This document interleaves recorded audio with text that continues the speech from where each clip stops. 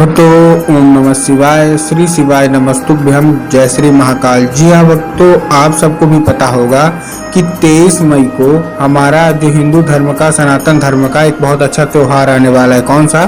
बैसाख की पूर्णिमा। जी हाँ भक्तों, बैसाख की पूर्णिमा गुरुदेव कहते हैं कि बहुत ही बड़ी पूर्णिमा मानी जाती है सनातन धर्म के लिए, और जिसकी भी मनोकामना पूरी नहीं होती वो केवल और केवल बैसाख महीने की जो पूर्णिमा होती है ना, उस दिन अपनी मनोकामना मांग देता है तो उसकी सारी की सारी मनोकामना बाबा भोलेनाथ अवश्य रूप से पूरी करते ही करते हैं। देखिए, पूज्य आपकी जो कोई भी इच्छा हो, चाहे वो धन प्राप्ति की हो, चाहे वो कर्जा मुक्ति की हो, चाहे जो कोई भी इच्छा हो, अगर अभी तक पूरी नहीं हो रही है तो 23 मई का दिन जो कि बैसाख की पूर्णिमा का है वो केवल और केवल आपका ही है। बस आपको क्या करना है, कैसे करना है, पूरा आपको समझाने वाला हूँ। उपाय ध्यान से सुनिएगा, अच्छे से करिएगा। अगर आपने आज का ये उपाय ध्यान से सुन के अच्छे से कर लिया तो 100% है कि आपकी जो कोई भी इच्छा मनोकामना है सारी की सारी अवश्य रूप से पूरी होगी ही होगी। देखिए, पूज्य गुरुदेव की जो कथा होती है ना, तो पूज्य गुरुदेव की कथा में क्या है, लाखों की भीड़ आती है। कैसी आती है?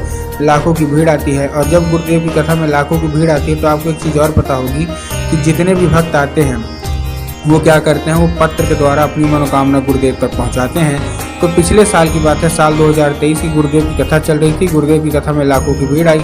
जब गुरुदेव की कथा में लाखों की भीड़ आई तो उनको आपने क्या किया, गुरुदेव को पत्र लिखा उन्होंने। ठीक, गुरुदेव को पत्र लिखा। जब गुरुदेव ने पत्र देखा, मतलब पत्र पढ़ा गुरुदेव ने, तो उसमें उन्होंने देखा कि बहुत सारे लोगों का एक अलग अलग मनोकामना है। किसी की धन प्राप्ति की है मनोकामना, किसी की कर्जा मुक्ति की मनोकामना, किसी की कोई और, किसी की कोई और, किसी की कोई बीमारी की, मतलब तरह तरह की अलग अलग करके मनोकामना है। जब गुरुदेव ने ये देखा तब गुरुदेव ने 2 से 3 उपाय बता दिए और कहा केवल और केवल ये उपाय कर लेना, तुम्हारी जो कोई भी इच्छा है ना, जो कोई मनोकामना है, सारी की सारी मनोकामना अवश्य रूप से पूरी होगी ही होगी। जब गुरुदेव ने ये देखा तब गुरुदेव ने 2 से 3 उपाय बताए और कहा केवल और केवल ये उपाय कर लेना, तुम्हारी जो कोई भी इच्छा मनोकामना है ना, सारी की सारी अवश्य रूप से पूरी होगी ही होगी। जब गुरुदेव ने ये उपाय बताया तो लोगों ने जा जाके इस उपाय को अपने घर में किया। अब जैसे ही लोगों ने जा जाके इस उपाय को अपने घर में किया, मात्र 1 से 1.5 महीने के बाद वो गुरुदेव की कथा में वापस आए।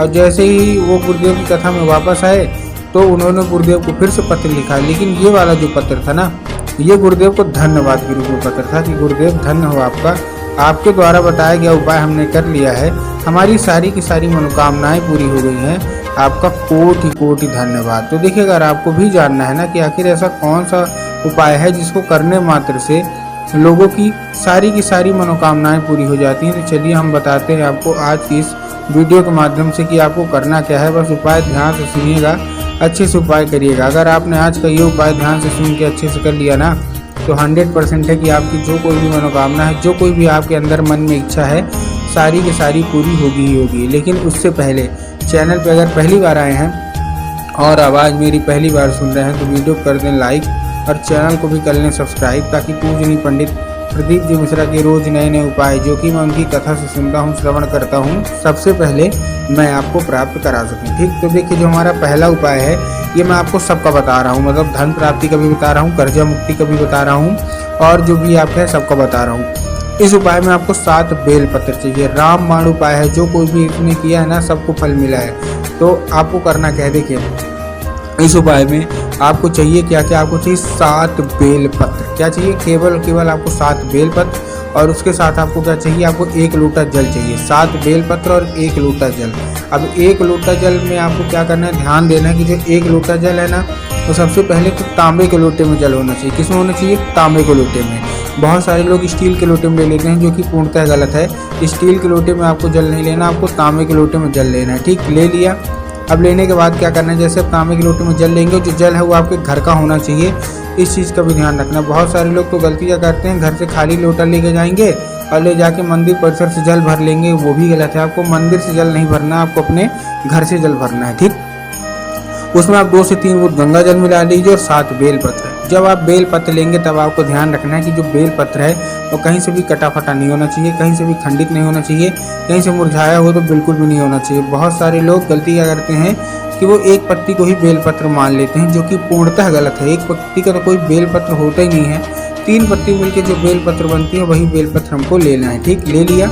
अब लेने के बाद देखिए आपको करना क्या है, ये लेके आपको पहुंच जाना है सीधा सीधा शिव मंदिर। अब देखिए जैसे ही शिव मंदिर की मैंने बात बोली, आप सबके दिमाग में एक चीज़ आई होगी कि हमको जाना है और बाबा भोलेनाथ के ऊपर अर्पित कर देना है, जो कि पूर्णतः गलत है। गुरुदेव ने साफ साफ बताया है कि आपको बाबा भोलेनाथ के ऊपर अर्पित नहीं करना, आपको नंदी के ऊपर अर्पित करना है। नंदी के ऊपर कहाँ अर्पित करेंगे? देखिए नंदी का आगे का आप ध्यान देंगे, नंदी का आगे का एक पैर होता है जो कि उठा हुआ होता है, ठीक।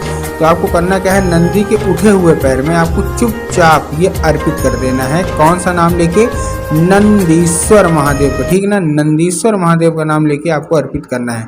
जब आप नंदीश्वर महादेव का नाम लेके अर्पित करेंगे तो जल पूरा अर्पित कर दीजिए। बस एक चीज़ का ध्यान रहे कि जो बेल पत्र आपने लिया है ना, बेल पत्र उनके चरण पे मतलब नंदी के पैर पे अर्पित नहीं होनी चाहिए।